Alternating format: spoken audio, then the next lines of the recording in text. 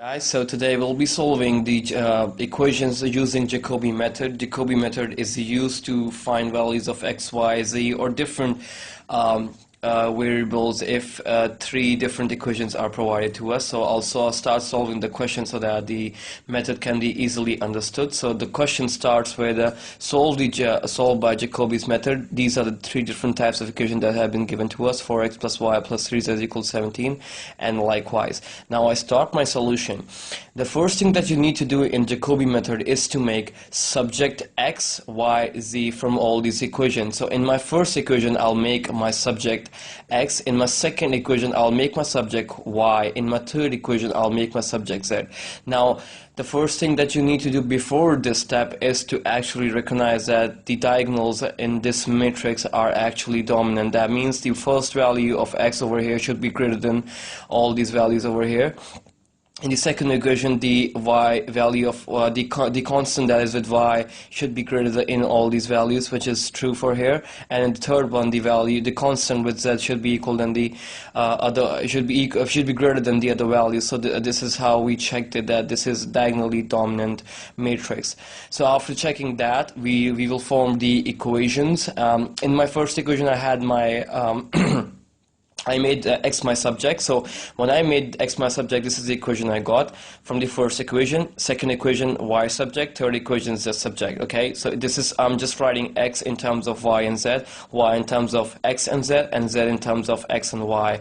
Now in Jacobian method, we assume our initial values of x naught, y naught, z naught as 0. So as you assume these values, you just plug in these values in these equations to get the value.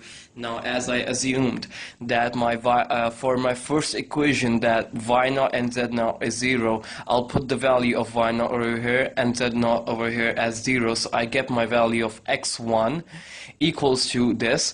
And the same thing I'll do with both of these equations. I have my value of x naught and z naught as 0. I'll put that value over here to get the value of y1, and same as z1.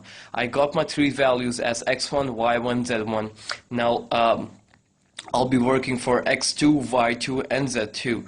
Now, the same method is repeated again, same equations. The only thing that changes is I had y0 over here or y0 over here. In my x2 value, this will change into y1 and z1. This is the only difference, and you just plug in these values that you got from here, and you'll get the value for x2, y2, and z2. Okay, now this depends on the accuracy that you want for your results.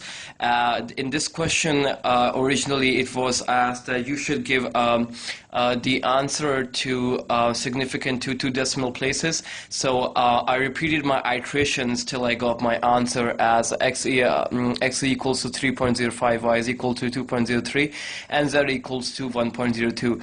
Now in this question, I did 6 iterations to get this value, but it can differ in other questions. But in this one, I had to do 6 iterations to get this value.